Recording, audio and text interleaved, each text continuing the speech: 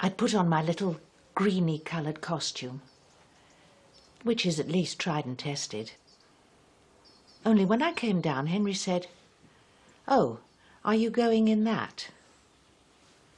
So I went and changed into the black. No need. It was all very casual. Policeman in his shirt sleeves, and some barrister taking me through what I'd said, scarcely interested at all. I gave her a little smile. They let us sit down most of the time. She did look pale. Pleaded not guilty, which you have to do apparently even when they know you did it. Only then her lawyer reads out a list of stuff they'd found wrong with Mrs. McCorquodale when she'd been arrested. Old fractures, new cigarette burns, one of her teeth loose. Another lawyer then jumps up and said, "Were other people involved?" And she said no. And he said he wouldn't pursue that at this stage. The upshot is she was sent for trial. I said to Henry, "Does that mean they'll have to go through it all again?" He said, "Oh yes. This is just the beginning."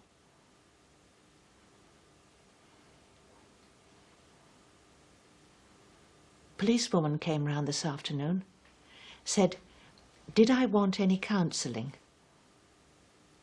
I'm entitled to it apparently through having seen a body, and should have had it earlier, only they had a charabanc run off the road, so they've had a bit of a backlog. Pleasant enough girl, though she would go on about the terrible, dreadful things she'd seen. Accidents and violence and what not. So me having seen just one body seemed pretty ordinary, really. But perhaps that's part of the counselling. We sat in the garden having some tea. Heavy on the biscuits, polished off half a dozen sandwich creams. Said it was nice it was so civilised. Had I seen a naked corpse before? She was just going when she turns back and says, "Mrs. Horrocks, when I went on the counselling course, one of the things they teach you is that it helps to look things in the face right from the start." I said, "Well, I did look at the body. I actually touched it." She said, "Yes. But when the police start digging, which they have to do, there is a potential for distress." I said, "Digging?" She said, "Metaphorically." I said, "Why should it affect me?" She said, "Well, all the indications are that it won't, but the potential is there. Things come out. I want you to know I'm here for you. I'm on a bleep." I said to Henry, "It's nice she should be so concerned." He said, "It's what she's there for. Unfortunately."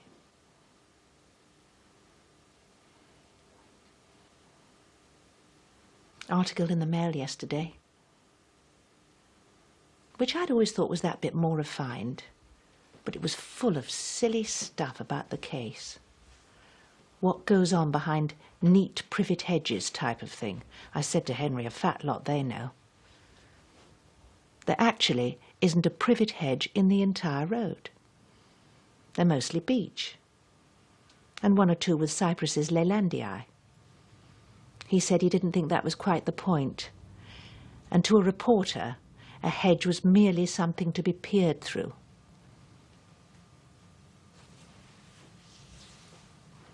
Still, talking of neat, what with her being on remand, their garden, which is usually so immaculate, is beginning to look a bit, well, shaggy. She's got a herb garden outside the back door, and the borage has gone berserk, bullying its way all over the border. Made me long to nip over and put it in its place. I didn't want to ask Henry, though, as I was sure he'd think it inadvisable, Rosemary, quite candidly. But no. Turns out he's all in favour.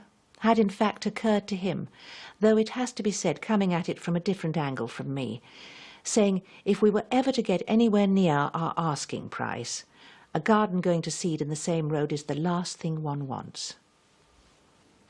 So, the upshot is I've started toddling up the road with my trusty secateurs.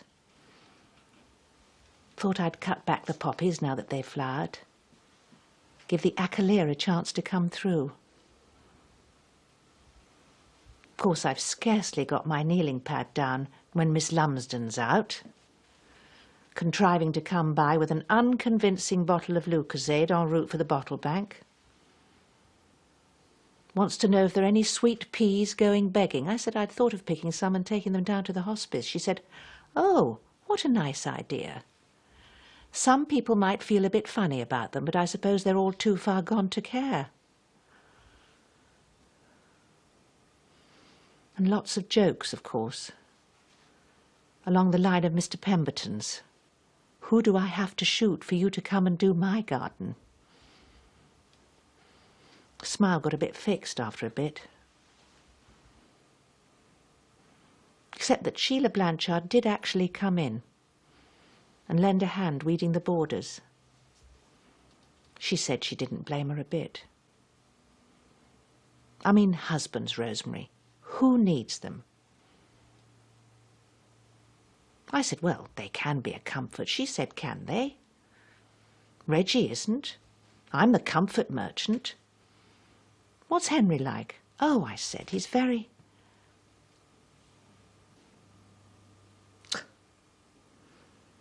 I said such a silly word. Very considerate. I saw her smile. And she's a nice woman. But I know it'll be all up and down the road by tomorrow. But he is considerate. Timid, I suppose. Always has been. Wish he wasn't sometimes. What I haven't told Henry is that I've dropped Mrs. McCorkerdale a line to the prison, bringing her up to date on what I've been doing. I do it every day now, in fact. Even send her snaps. Told her today I was keeping an eye on the Alchemilla mollis. Lovely plant, but you have to read it the Riot Act occasionally. She rang this afternoon to thank me. I didn't know you could do that from prison. Ring up. Her name's Fran.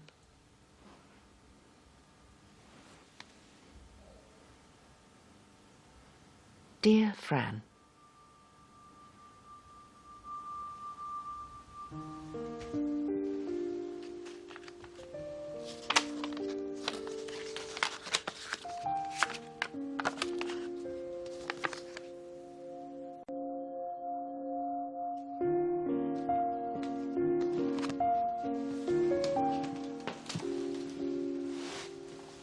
I've misjudged Henry. Got him all wrong. 30 years of marriage and you think you've got someone all weighed up, but no. He's lost half a stone. Since the case has been going on, never set foot in the office. I thought, well, you're a better person than ever I thought you were. I said to Fran, he's more worried about you than he's ever been about me. I mean, the day I had my scan, he went off to a golf tournament. So, as a reward, I got out the brochures for Marbella. That seemed to cheer him up.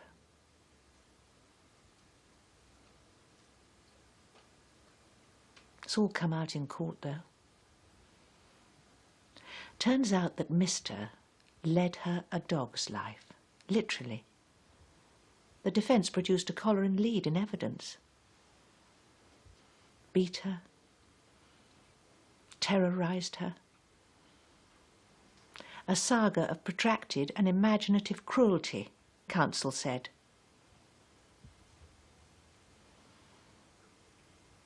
Of course, the prosecution goes after her, claiming it was all part of some game, sexually speaking, and that the cruelty was what she wanted. But she said if it had been mutual, he wouldn't have been interested. Anyway, how is it mutual to have your arm broken? Lots of lurid details. How sometimes he'd put a hood over her head so she couldn't see and bring in other people to watch. Business associates, she thought. Leading lights from the world of vending machines, probably. Henry said she was lucky because there was another case going on the same week up in Liverpool. A man had up for killing a child. So that pushed her out of the limelight a bit. Of course, what Henry calls the wild and woolly feminist ladies were out in force, even calling from the gallery. To a degree irresponsible, Henry said. However mitigating the circumstances, Rosemary, she must be looking at a custodial sentence. So, when he only gave her 2 years, the judge got it from the law and order people. But as Sheila Blanchard said, worth every minute of it, dear, if you ask me.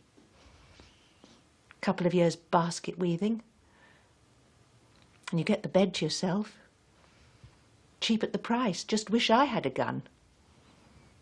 As it is, I'm pinning my hopes on his prostate.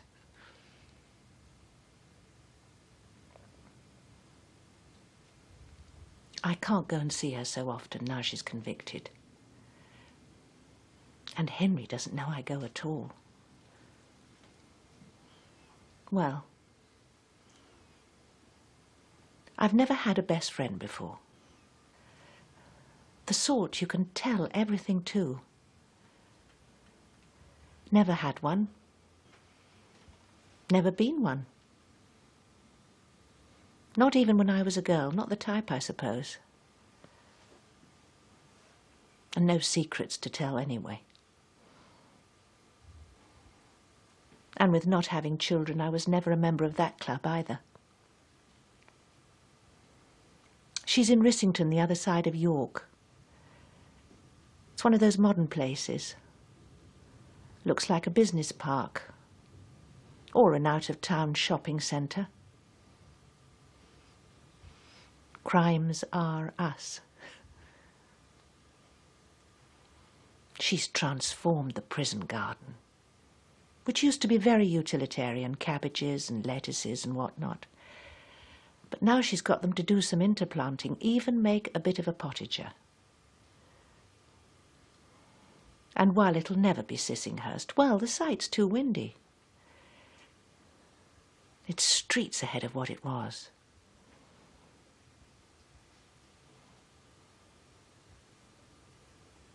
She has visions of it being open to the public.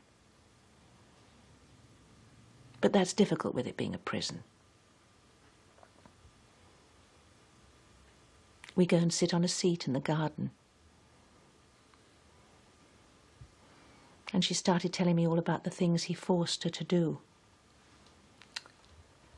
Said she wanted me to know in case it made me not want to see her anymore. I said, don't be silly.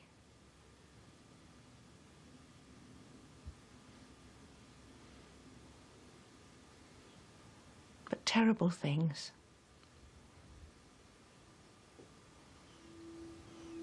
I never knew people did.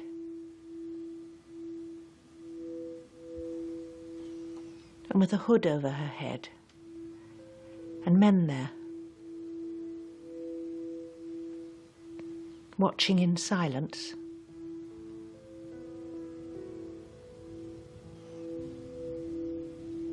More than watching, actually.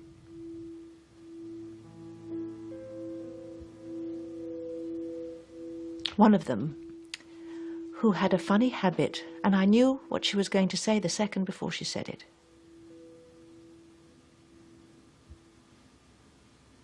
A funny habit of whistling under his breath.